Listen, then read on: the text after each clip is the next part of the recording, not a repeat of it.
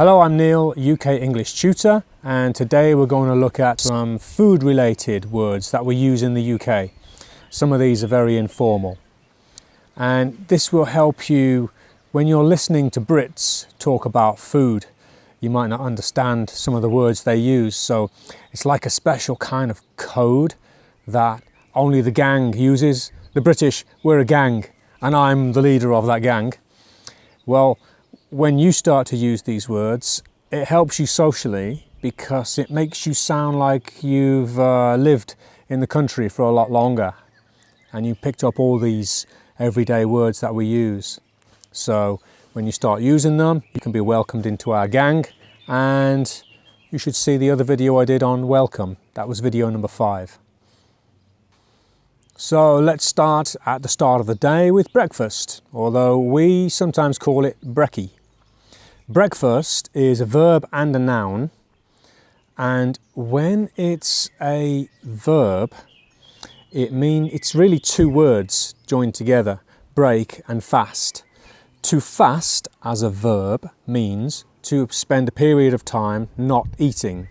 Some people do it for religious reasons like Ramadan, and some people do it for some kind of diet they're on. So we all do this though every night. Every night you go to bed and you don't eat for however many hours. When you wake up in the morning and you have breakfast, you break or end that fast. So therefore the word breakfast is break fast, to end your fast.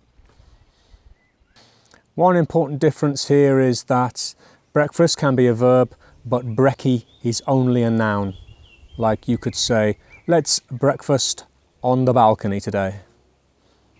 A couple of words for food in general are nosh and grub, both uncountable nouns.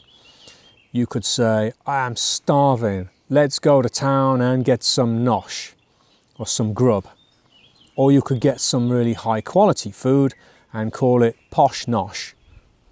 You can eat in most UK pubs, and in recent years they've started putting signs outside letting you know that they serve pub grub.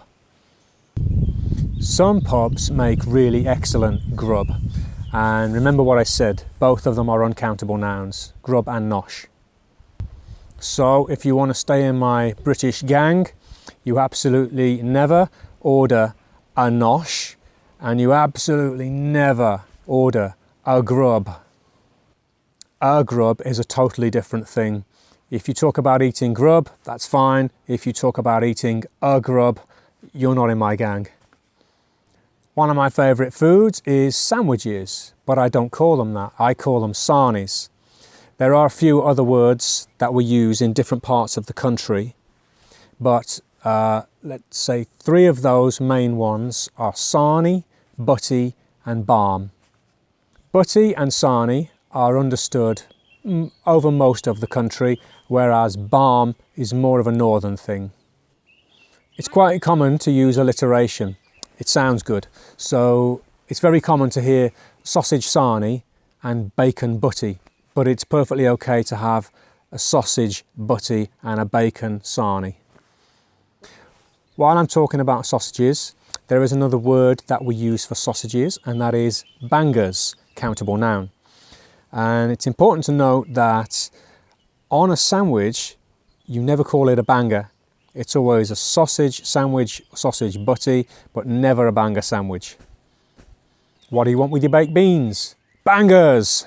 A very common thing that is eaten with bangers is mashed potato. You boil the potato and then you mash it up, and you have bangers and mash. What else can you eat with your bangers and beans? You can have chips. Oh, chips are my favourite.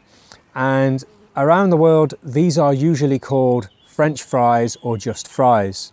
But in the UK, we call them chips, and they taste better that way. The best place to get your chips from is a chip shop, sometimes called a fish and chip shop, but very commonly just called a chippy. Go and get some chips from the chippy. If you go to the UK, you have to put eating fish and chips from a chip shop on your list of things to do. And if you get some chips, you should get some bread and butter with it and make a chip sandwich. We don't usually call it that, although you could call it a chip Sarnie if you want, but the usual name is a chip butty, and it's fantastic. In the USA and other countries, the word chips means these things. But in the UK, we call them crisps. This is a bag of crisps. Again, this is something you can put in a sandwich and make a crisp butty, crisp Sarnie, crisp sandwich. Cuppa? What did I just ask you? Well, when British people say to you, cuppa, or do you want a cuppa, fancy a cuppa, they're offering you a cup of tea or coffee. Usually it's tea, but it can be coffee. It comes from shortening cup of tea, cup of tea, cup of tea, cuppa. So the most common use of cuppa is for a cup of tea, but it can be a cup of coffee or any other hot drink really. Another word that's only used for tea is brew. People will say, fancy a cuppa, fancy a brew, do you want a cuppa, do you want a brew? And maybe you want a couple of biccies with your brew or your cuppa. What are biccies? Biccies are biscuits. In America and lots of other countries, they use the word cookies for these. We call them biscuits. Drinks like Coke, 7-Up, Mountain Dew, Pepsi, these are in a lot of countries called sodas or carbonated drinks. In the UK, quite often we call them fizzy pop or just fizzy drinks. Fizz is an onomatopoeic word, and it's the sound of the bubbles, the gas in the drink rising to the top when you've just poured it. Drinks where you add some cordial first, about that much, and then you add water, that drink we call squash. Do you want a cuppa, a brew, fizzy pop, squash? No? Maybe you want something stronger. Maybe you want a bevvy. A bevvy is a beer, and bevvy is short for the word beverage. Beverage is the formal word for any kind of drink, but we only use the word bevvy for a beer. On a menu in a restaurant, you might see hot beverages, and the hot beverages are tea, coffee, chocolate. After a nice meal, sometimes you want something sweet, and one word we use for this sweet dessert is pudiŋ. It's a countable and an uncountable noun. You can use the word pudiŋ to mean the sweet thing you eat after a meal. It could be apple pie, ice cream, cake, but there are some desserts that are actually called pudiŋ, such as chocolate pudding, treacle pudding, or Christmas pudding. If you go to the UK, one thing I suggest you do is look for black pudding. It's not sweet, and I suggest you do your own research on that. Talking of cakes, there are these small cakes that we call fairy cakes. They're very much like a cupcake, although a cupcake is slightly bigger. But the small ones that we make are called fairy cakes. And the last thing to talk about is sweets. They're the nice little small colourful things that are purely made of sugar. We call them sweets. They might be individual or they might come in packets. They're all still sweets. But if it's on a stick, then it's a lolly, countable noun. And if it's one of these frozen ones, it's an ice lolly. Eating an ice lolly is a skill you have to learn as a kid so that you don't have the juice running all down your arm, dripping off your elbow, where you don't look cool.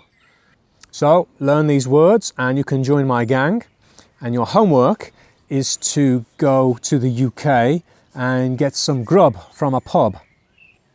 And you should have a few bevies, and then when the pub closes, you should head for the nearest chippy, get yourself some chips and some bread and butter, and right there in the street, make yourself a chip butty. Then for your brekkie the next day, you should have a full English, including bangers and black pudding, and you should go and look that up online. And so that was this week's lesson, purely vocab.